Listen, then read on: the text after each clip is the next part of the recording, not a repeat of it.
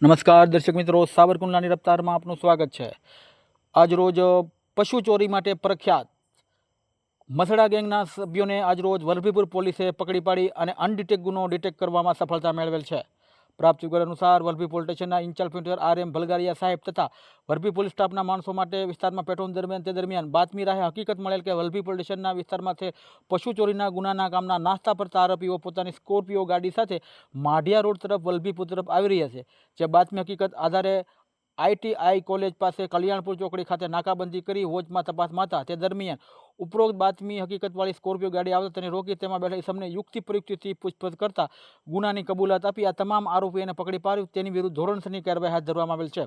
પકડાયેલા આરોપીમાં ઇદ્રીસ ઉર્ફે બન્નો ગુલામ રસૂલ મંસૂરી તેમજ ઇમરાન ઉર્ફે પોપટ યાકુબ મિયા મલેક તેમજ શોએબ ઉર્ફે બિલ્લો ઘાંચીને ધરપકડ કરી તેમની વિરુદ્ધ નિયમ મુજબની કાર્યવાહી કરવામાં આવેલ છે।